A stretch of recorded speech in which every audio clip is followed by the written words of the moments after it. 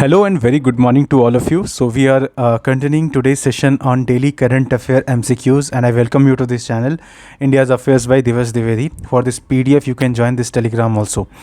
Now, what is the first question? पहला question क्या है देख लेते हैं. So consider the following statement regarding the governor's role in government formation. सरकार गठन में राज्यपाल की भूमिका के संबंध में निम्नलिखित कथनों पर विचार कीजिए. ये पहला क्वेश्चन है.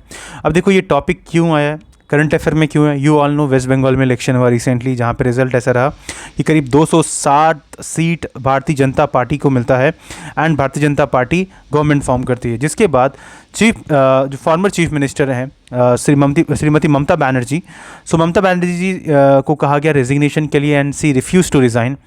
सो ऐसे में क्वेश्चन उठता है कि क्या एज अ चीफ मिनिस्टर आप रिज़ाइन नहीं करते तो फिर क्या होता है. तो इस तरह के कुछ क्वेश्चंस यहाँ पर अराइज हो रहे थे. ओके, एंड गवर्नर का क्या पावर होता है, गवर्नर के पास में क्या डिस्क्रिशन होता है नहीं होता. तो इस चीज़ पर ये क्वेश्चन बेस्ड है. ओके, करंट अफेयर पर, और इस तरह के क्वेश्चंस एग्जाम में बन सकते हैं. सो क्या पूछा गया, article 164 clause 1 deals with the appointment of the chief minister. ये पहला आपका स्टेटमेंट है कि आर्टिकल 64 क्लॉज 1 डील करता है appointment of the chief minister से. सेकंड क्या है, governor may exercise discretion in a hung assembly situation. Hung assembly अगर हो जाता है तो ऐसे में गवर्नर साहब के पास में डिस्क्रिशन होता है. ओके, इसके बाद अगर हम बात करें एसआर बोम्मई जजमेंट ने ये बताया कि इम्पॉर्टेंस क्या है फ्लोर टेस्ट का, और फिर सरकारिया कमीशन के रिकमेंडेशन के हिसाब से governor should act in a politically partisan manner. तो ये 4 स्टेटमेंट है. इस 4 स्टेटमेंट से आपको बताना है कि इनमें से सही ऑप्शन क्या है. तो सबसे पहले आप पॉज करके आंसर देने की कोशिश करिए, मैंने आपको एक्सप्लेन कर दिया है. ओके, तो देखो यहाँ पर क्या पूछा जा रहा है, गवर्नर का रोल क्या है गवर्नमेंट फॉर्मेशन में डायरेक्टली. ओके, यही पूछा गया है. ओके, तो अगर एक एक करके यहाँ पर हम बात करें, कॉन्स्टिट्यूशनल पावर क्या है गवर्नर का. जब हम बात करते हैं गवर्नर का तो उसका कॉन्स्टिट्यूशनल पावर क्या होता है. देखो सिंपल सी बात है, governor is the constitutional head. Governor साहब जो होते हैं वो कॉन्स्टिट्यूशनल हेड होते हैं. Okay, and eight the same time जब हम बात करते हैं is the real executive power. हालांकि रियल एग्जीक्यूटिव पावर जो वो chief minister council of minister के पास होता है. सो गवर्नर नॉर्मली एक्ट. अब देखो यहाँ पर एक काफ़ी इंपॉर्टेंट चीज़ हो जाता है जब हम बात करते हैं. So, aid and advice of the Council of Minister, and this is given under Article 163 of the Constitution. ये Article 163 में आपको दिख जाएगा, right? So, however, in some cases, governor can use discretionary power also. और एक एक करके अगर हम बात करें तो Article 164 Clause 1 deals with the appointment of the Chief Minister. बिल्कुल सही बात है, बिकॉज ये स्टेटमेंट सही है, क्योंकि Article 64 Clause 1 क्या कहता है, the chief minister shall be appointed by the governor. Okay, chief minister जो होते हैं स्टेट के, इसे अपॉइंट कौन करेगा, तो गवर्नर साहब करेंगे. And all the minister shall be appointed on the advice of the chief minister later on. This means governor appoints the chief minister and other ministers are appointed by the governor on chief minister's advice. Okay, तो ये चीज़ कहीं ना कहीं बन जाता है. So I hope this part is clear to you. तो ये स्टेटमेंट यहाँ पर बिल्कुल सही है. ओके, इसके बाद देखते हैं. तो पहला स्टेटमेंट यहाँ सही हुआ, गवर्नर में exercise discretion in a hung assembly. Okay, so hung assembly के केस में गवर्नर साहब डिस्क्रिशन यूज़ कर लेते हैं. तो हंग असेंबली होता क्या है, सबसे पहले ये देख लेते हैं. तो हंग असेंबली का मतलब होता है नो सिंगल पार्टी और अलायंस गेट एब्सोल्यूट मेजॉरिटी. अगर किसी भी सिंगल पार्टी के पास में एब्सोल्यूट मेजॉरिटी नहीं है तो ऐसे में क्या होता है, डिस्क्रिशन आता है फिर गवर्नर का. और गवर्नर डिस्क्रिशन क्या यूज़ करते हैं, हालांकि इस डिस्क्रिशन को कॉन्स्टिट्यूशन में क्या डिफाइन किया गया है, क्या कॉन्स्टिट्यूशन में डिस्क्रिशन को डिफाइन किया गया है, तो नहीं, डिस्क्रिशन को डिफाइन नहीं किया गया है. तो यहाँ पर क्या है कि गवर्नर साहब इनवाइट करते हैं सबसे पहले किसे. ओके, तो वो एक इंपॉर्टेंट चीज़ हो जाता है. ओके, सो गवर्नर्स के पास में क्या ऑप्शन होता है हंग असेंबली के केस में. सो सबसे पहले प्रीपोल अलायंस देखेंगे. अगर वो देख रहे हैं कि यहाँ पर क्या कोई 2 पार्टी मिलकर कंबाइन तरीके से क्या मेजॉरिटी को पार कर पा रहे कि नहीं कर पा रहे हैं, या सेकंड केस में देखा जाएगा कौन सी पार्टी के पास में सिंगल मेजॉरिटी है, सबसे ज़्यादा है, तो वो चीज़ यहाँ पर गवर्नर साहब यूज़ करेंगे. राइट, कोलिशन बन पा रहा है कि नहीं बन पा रहा, उसके बाद ये चीज़ देखेंगे सिंगल लार्जेस्ट पार्टी का overall concept. Okay, so the governor should ensure यहाँ पे stable government with majority support. ये चीज़ कहीं ना कहीं देखा जाएगा गवर्नर साहब के द्वारा. ओके, सो यही चीज़ यहाँ पर इंपॉर्टेंट हो जाता है. तो आर्टिकल 163 कहीं ना कहीं एक तरीके से डिस्क्रिशन के बारे में बताता है, जहाँ पर आर्टिकल 163 के बारे में जब हम बात कर रहे हैं तो एक तरफ हांग असेंबली के केस में इनके पास में पावर होता है, हांग असेंबली के केस में। दूसरा यहाँ पर रिजर्वेशन के कंटेक्स्ट में आपको मिल जाएगा power, okay, reservation of bills also. President rule के लिए रिकमेंडेशन कर सकते हैं, राइट। ट्राइबल एरिया से रिलेटेड कुछ डेवलपमेंट्स और कुछ इनिशिएटिव्स ये ले सकते हैं। तो ये कुछ आपका मेजरली पॉइंट है जो आपको पता होना चाहिए, ओके। सो स्टेटमेंट 2 क्या सही है? गवर्नर में exercise discretion in a hung assembly situation. तो yes, government have this power, governor have this power, right. Then SR Bommai judgement emphasise the importance of floor test. SR Bommai के judgement ने SR Bommai का जो judgement आया था वो 1994 में आया था, 1994 में आया था, ठीक है। SR Bommai versus union of India के केस, ये बेसिकली डील करता है किस चीज़ से? आर्टिकल 356 से, प्रेसिडेंट रूल से, फेडरलिज्म से और मेजॉरिटी टेस्टिंग, जिसे हम फ्लोर टेस्ट कहते हैं, राइट। स्पेसिफिकली बैकग्राउंड अगर हम बात करें, कर्नाटका का केस है कि गवर्नर ने क्लेम किया that CM lost its majority. So उस केस में क्या होता है कि रूलिंग पार्टी का पास मेजॉरिटी नहीं है and recommended president rule without proper floor test. ये दिक्कत है कि एक फ्लोर टेस्ट आपको करना पड़ेगा और उसके बाद ही आप कहीं ना कहीं ये चीज़ डिसाइड कर लेते हो, ओके।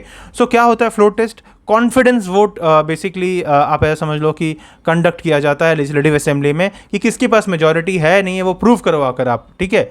तो वो प्रूफ करना पड़ता है अपनी मेजॉरिटी का और उसी के बाद फिर गवर्नमेंट फॉर्म होता है, ओके। तो ये एक चीज़ है। तो I hope you understood this part, right. तो प्रेसिडेंट रूल इसके बाद अगर लगेगा कब? अगर लेट से कोई मेजॉरिटी है ही नहीं, अगर लेट से कोई उस चीज़ में अगर आया नहीं पा रहे हैं, तो उस केस में फिर लेट से आप जा सकते हो प्रेसिडेंट रूल की तरफ में again, but it depends, many aspects are there in between, right? So whether a government has majority should be decided in legislative assembly, not by governor's personal opinion. So this is important and that's why it is the importance, like SR Bommai ने इसे emphasize किया था कि floor test होना ज़रूरी है। Then Sarkaria commission recommended the governor should act in a politically partition manner. ये फिर बोला गया कि गवर्नर ने ये सरकारिया कमीशन ने ये रिकमेंड किया कि गवर्नर जो है should act in politically partition manner. अब जब इसके बारे में बात करते हैं तो ये गलत स्टेटमेंट है, ओके, सीधा सीधी। तो यहाँ पर पार्टीशन मैनर पे नहीं बात किया जाता है, ओके। तो you should know this topic in a better way, because कई बार इस तरह के स्टेटमेंट कमीशन जो इंपॉर्टेंट कमीशंस होते हैं, जजमेंट्स होते हैं, उससे यहाँ पर उठा लिया जाता है, राइट। सो यहाँ पर न्यूट्रल मैनर पे किया जाता है, ना कि पार्शियल मैटर पे, राइट, या पार्टीशन यूज़ किया जाता है। सो न्यूट्रल एंड इम्पार्शियल कंडक्ट यहाँ पर यूज़ किया जाता है। तो ये स्टेटमेंट जो है ये गलत है यहाँ पर, ओके। तो you should know this one. तो फोर्थ स्टेटमेंट यहाँ पर गलत हो जाता है। और मेजर रिकमेंडेशन क्या था एज पर दिस कमीशन, सरकारी कमीशन के हिसाब से? तो government should be politically neutral, governor should be politically neutral, ये बताया गया था कि गवर्नर साहब जो होंगे वो पॉलिटिकली न्यूट्रल होंगे। दूसरा चीज़ ये बताया गया था कि governor should be an eminent person, किसी भी तरीके से वो उनका एक्टिव पॉलिटिकल इन्वॉल्वमेंट कुछ नहीं दिखना चाहिए, okay. And governor should not belong to the same state, वो भी एक चीज़ है ताकि पॉलिटिकल इन्फ्लुएंस ना हो, ओके। तो ये कुछ चीज़ें हैं जो रिकमेंड किए गए थे किसके द्वारा? आई मीन ये सरकारिया कमीशन के द्वारा। तो आई होप ये क्वेश्चन आपको समझ में आ गया होगा, मैंने आपको ओवरऑल समझा दिया, राइट। सो आंसर यहाँ पर क्या निकल कर आएगा? 1, 2 एंड 3 ए होगा ऑप्शन, ओके। तो आंसर आपका ए होगा।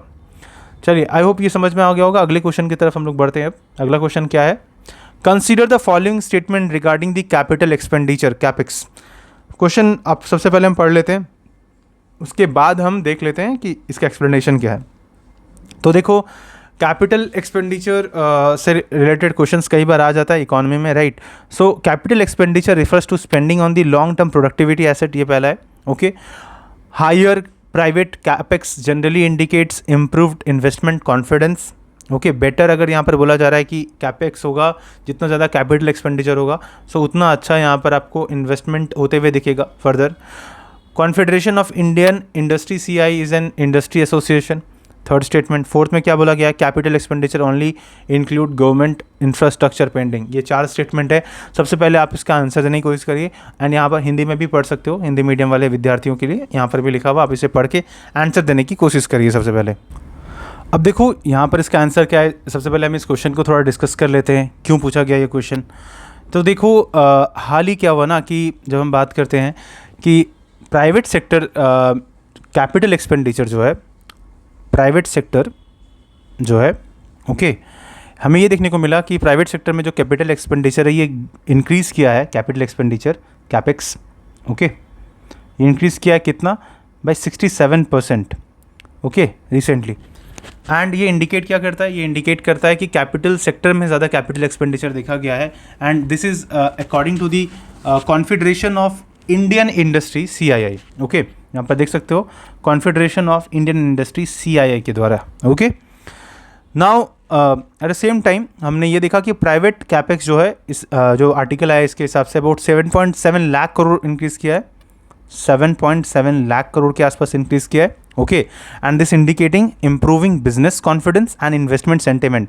तो इससे क्या हो रहा है कि एज सच हम ये चीज़ देख सकते हैं कि बिजनेस कॉन्फिडेंस जो है वो इंक्रीज़ करेगा, और साथ साथ यहाँ पर आप ऐसा कह सकते हो कि ओवरऑल बाकी तरफ इन्वेस्टमेंट जो है वो ज़्यादा इंक्रीज़ कर सकता है।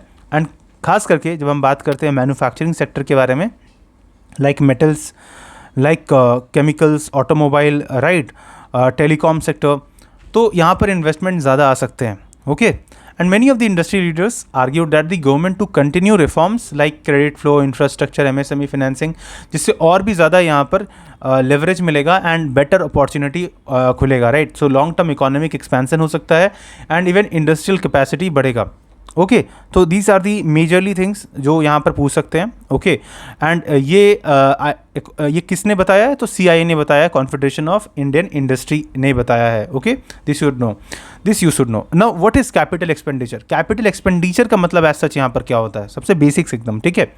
जब हम कैपिटल एक्सपेंडिचर के बारे में बात करते हैं, so it is basically spending on what, infrastructure. जब इंफ्रास्ट्रक्चर में स्पेंडिंग हो, मशीनरी पे हो, लॉन्ग टर्म प्रोडक्टिविटी एसेट पे हो, जिससे प्रोडक्शन कैपेसिटी बढ़े, इकोनॉमिक ग्रोथ हो, so this is what is called as capital expenditure. अब कैपिटल एक्सपेंडिचर पब्लिक सेक्टर पे भी हो सकता है एंड प्राइवेट के द्वारा भी हो सकता है। ओके, जब प्राइवेट के द्वारा होगा तो इससे इंडस्ट्रियल एक्सपेंशन बढ़ेगा, राइट, एम्प्लॉयमेंट जनरेट होगा, प्रोडक्टिविटी ग्रोथ होगा, and this indicator basically it indicates the investors confidence in the economy. Okay, कि इन्वेस्टर्स जो हैं वो ज़्यादा कॉन्फिडेंट फील कर रहे हैं इकोनॉमी में, एंड दैट्स वाई इन्वेस्टमेंट बहुत तेज़ी से बढ़ रहा है प्राइवेट सेक्टर के द्वारा। लेकिन यही चीज़ जब पब्लिक सेक्टर के द्वारा होगा, ओके, सो आप ऐसा समझ लो कि गवर्नमेंट स्पेंडिंग ज़्यादा बढ़ा है, ठीक है, गवर्नमेंट के द्वारा स्पेंडिंग इंफ्रास्ट्रक्चर में बढ़ा। जब गवर्नमेंट स्पेंड ज़्यादा करेगा इंफ्रा पे, राइट, जैसे कि गवर्नमेंट के द्वारा लेट से सेमीकंडक्टर मिशन के अंतर्गत कई सारे सेमीकंडक्टर यूनिट स्टैब्लिश किए जा रहे हैं, तो ये क्या ये प्राइवेट सेक्टर के द्वारा है? No, it is by the government. Okay, example के लिए, तो जिससे क्या होगा, डिमांड एंड ग्रोथ बोथ यहाँ पर कहीं ना कहीं सेटिस्फाई होगा, एंड ओवरऑल कहीं ना कहीं जो लॉन्ग टर्म में दोनों ही के जरिए यहाँ पर आप ऐसा कह सकते हो कि इन्वेस्टमेंट बढ़ेंगे एंड जिससे ओवरऑल एम्प्लॉयमेंट जनरेट होगा। Okay, and that is good for economy. तो ये चीज़ यहाँ पर समझे हम। फिर CII के बारे में जब बात करते हैं, कॉन्फेडरेशन ऑफ इंडियन इंडस्ट्री, तो ये क्या है? So it's apex industry association. ये एक एपेक्स इंडस्ट्री एसोसिएशन है representing Indian business, okay, and that provide policy suggestions, industry feedback to the government. तो ये आपको बेसिक आइडिया यहाँ पर लग गया होगा। अब इसका आंसर क्या है तो एक एक करके हम लोग देख लेते हैं कि पहला स्टेटमेंट क्या बताया जा रहा है कि capital expenditure refers to spending on long term productivity asset. Yes, this one is correct. इसके बाद देखते हैं higher private capex generally indicates improve investment confidence. Yes, we discussed. Confederation of Indian Industry CII is an industry association. Yes, we discussed this one also correct, but capital expenditure only includes government infrastructure spending. क्या capital expenditure सिर्फ government infrastructure spending का part? No, यहाँ पर private player भी तो हैं, अभी हमने डिस्कस किया, तो ये स्टेटमेंट गलत हो जाएगा। आंसर क्या हो जाएगा? A, 1, 2 and 3 हो जाएगा। Hope this is very much clear to you. Okay, आपको अच्छे से समझ में आ गया होगा यहाँ पर। ओके, तो ये मतलब इम्पॉर्टेंट है, ये टॉपिक आपसे पूछा जा सकता है। ओके, सो प्राइवेट देखो, प्राइवेट जो कैपिटल एक्सपेंडिचर होता है ये ज़्यादा एम्प्लॉयमेंट लेकर आता है, ज़्यादा जॉब आपको कहीं ना कहीं अपॉर्चुनिटी खुलते हैं, कैपेसिटी एक्सपेंशन होता है। मैन्युफैक्चरिंग सेक्टर देखो बढ़ेगा तो क्या होगा कि कैपेसिटी एक्सपेंशन होगा, एक्सपोर्ट ज़्यादा बढ़ेगा तो हायर कॉम्पिटिटिवनेस आएगा, तो देश की इकोनॉमी के लिए अच्छा है। ओके, तो ये एक इंपॉर्टेंट चीज़ है। हालांकि इसमें कई सारे चैलेंजेस भी है, जैसे कि हाल ही हम जिस तरीके जियोपॉलिटिकल वल्नरेबिलिटीज़ देख सकते हैं, सप्लाई चेन डिसरप्शन देख सकते हैं, जो इम्पैक्ट करता है actually. Okay, so got it, ये समझ में आ गया आपको। चलो हम लोग अगले क्वेश्चन की तरफ में बढ़ते हैं। सो अगला क्वेश्चन क्या कह रहा है? Consider the following statement regarding forum of regulators, FOR। Okay, so ये टॉपिक अगेन न्यूज़ में है, फोरम ऑफ रेगुलेटर। ओके, इसके बारे में बात करते हैं हम लोग। आप सबसे पहले स्टेटमेंट पढ़ लो, क्वेश्चन क्या कह रहा है। पहला स्टेटमेंट क्या है? FOR was established under Electricity Act 2003. FOR includes both central and state electricity regulators. FOR directly generates electricity for the national grid. And electricity act 2003 introduce reform such as open access and independent regulation, यहाँ पर पढ़ सकते हो। Forum of regulators क्या है, तो ये हिंदी में लिखा हुआ है, आप हिंदी के विद्यार्थी हिंदी मीडियम के यहाँ पर पढ़ सकते हैं आप। और इस आंसर को, इस क्वेश्चन को सबसे पहले आप ट्राई करिए खुद से, ओके, फिर हम इसे एक्सप्लेन करते हैं। तो देखो FOR जो है फॉरम ऑफ रेगुलेटर्स, जब इसके बारे में हम बात करते हैं तो FOR ने अभी कंप्लीट किया about it's 100th meeting, okay, and it marks the 21 years of power sector reforms, okay, so that's why it is been celebrated now, okay, so it celebrated its 100th meeting recently, okay, and it completed 21 year of functioning of India's power sector, okay। so इसमें क्या होता है, इस meeting में review किया जाता है about the progress in the electricity reforms, okay, electricity reforms के बारे में बात किया जाता है। Eight the same time regulatory condition के बारे में बात किया जाता है, रेगुलेटरी कंडीशंस के बारे में बात किया जाता है, कैपेसिटी बिल्डिंग के बारे में बात किया जाता है, okay. Here we discuss and we also there is also a discussion about the renewable energy integration, कि रिन्यूएबल एनर्जी के साथ में कैसे इंटीग्रेट किया जा सकता है, ओके। सस्टेनेबल प्रैक्टिस के बारे में बात किया जा सकता है, इलेक्ट्रिसिटी मार्केट रिफॉर्म के बारे में बात कर सकते हैं, नेट ज़ीरो के बारे में बात कर सकते हैं, किया जाता है, राइट, कि कैसे इसे अचीव किया जाएगा, ओके। और जब FOR के बारे में बात करते हैं तो FOR इस्टेब्लिश किया गया था 2003 में, ओके, एंड अभी माइलस्टोन जैसे हमने डिस्कस किया कि 100th मीटिंग हुआ है, ओके। किस सेक्टर का पार्ट है, electricity and power regulation, what it. So वैसे अगर FOR के बारे में और ज़्यादा बात करें तो ये एक स्टैट्यूटरी फॉरम है and it is made under electricity act 2003, okay, electricity act 2003 के अंदर इसे बनाया गया था, ओके। एंड जिसके अंदर आपको दो मेजर बॉडी दिखेगा, एक तरफ तो आपको दिख जाएगा CERC, CERC stands for what, CERC stands for that is central electricity regulatory commission, and then यहाँ पर एक तरफ आपको दिखेगा SERC that is electricity regulatory commission, okay. तो ये आपको पता होना चाहिए what is the objective of FOR, FOR का काम क्या है। सो कोऑर्डिनेशन बनाना रेगुलेटर्स के बीच में, बेस्ट प्रैक्टिसेस लेकर आना पावर सेक्टर में, रेगुलेटरी कंसिस्टेंसी लेकर आना, कंज्यूमर प्रोटेक्शन लेकर आना, राइट। तो ये सारी चीज़ें यहाँ पर इन्वॉल्व हैं, okay. And current power sector के पास चैलेंजेस क्या है, तो रिन्यूएबल एनर्जी के साथ में इंटीग्रेशन, डिस्कॉम में किस तरीके से हमें पता है कि जब हम बात करते हैं डिस्कॉम के रेस्पेक्ट में तो यहाँ पर बहुत ज़्यादा माल प्रैक्टिसेस है, डिसरप्शन है, फिनेंशियल स्ट्रेस है, करप्शन है, ग्रिड मॉडर्नाइजेशन की भी ज़रूरत है हमें आज के वक्त में। तो ये कुछ चीज़ें हमें पता है, राइट। तो ये कुछ बेसिक्स है। अब हम क्वेश्चन की तरफ जाते हैं। तो क्वेश्चन में क्या पूछा जा रहा है कि FOR was establish under electricity act 2003। तो yes, this statement is correct. FOR includes both central and state electricity regulator, okay. तो येस, वी डिस्कस्ड SERC और SERC दोनों इसमें होता है, okay. So again this statement is again here it is correct, okay. इसके बाद अगर बात करें FOR directly generate electricity for national grid, नहीं, FOR is a regulatory coordinating body, it is a regulatory coordinating body, ये थोड़ा पता होना चाहिए आपको, ठीक है, ये क्लियर करना। ये डायरेक्ट पावर प्रोड्यूस नहीं करता है। Then electricity act 2003 introduce reform such as open access and independent regulation. तो yes, this one is correct. तो आंसर क्या हो जाएगा, 1, 2 एंड 4। देखो दिख रहा है, ए होगा आंसर, ओके, 1, 2 एंड 4। क्लियर है आपका? आई hope this much is clear. Net zero का टारगेट हमारा कौन सी ईयर तक है, तो 2070 तक है, ठीक है। फर्दर अगर हमने जो डिस्कस किया उसी के बेसिस पे एक और क्वेश्चन है, consider the following statement regarding the governor in India. तो अभी हमने डिस्कस किया, ओके। आप इसे खुद से ट्राई करके देखो एक बार, मैं पढ़ देता हूँ। The governor is the constitutional head of the state. Governor साहब कॉन्स्टिट्यूशनल हेड होते हैं स्टेट के, राइट। इसके बाद क्या बोला जा रहा है कि legislative majority should be ordinarily be tested on the floor of the house, okay. And the governor enjoy unlimited discretionary power under the constitution, okay. तो आप समझ सकते हो हमने ये पूरा टॉपिक अभी डिस्कस किया, इसको खुद से अटेम्प्ट करने की कोशिश करना, ये आपका काम है, ओके। चलो आगे बढ़ते हैं, क्वेश्चन नंबर 5 की तरफ हम बढ़ते हैं। क्वेश्चन नंबर 5 में क्या बोला जा रहा है कि consider the following statement regarding India South Korea defence corporation. So India South Korea defence corporation के बारे में ये टॉपिक है, इसे देख लेते हैं अच्छे से। तो देखो, आप सबसे पहले इस क्वेश्चन को अटेम्प्ट करने की कोशिश करो। It is very simple question, okay. तो यहाँ पर आईडेक्स के बारे में बात किया गया है। IDEX support defence innovation and startup participation in India.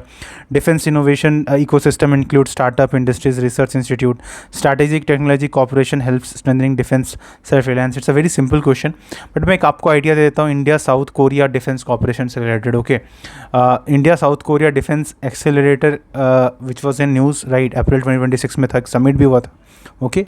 Korea India defence accelerator, जिसे हम काइंड एक्स कहते हैं, ओके। आपको पता होना चाहिए ये चीज़।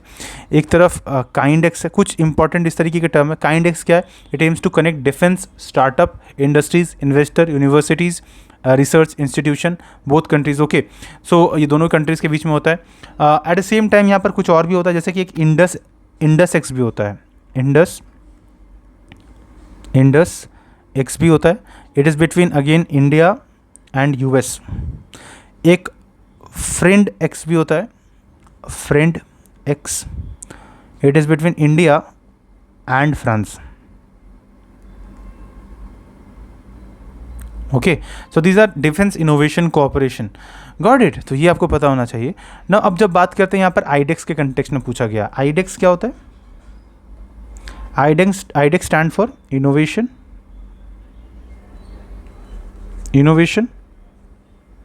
फॉर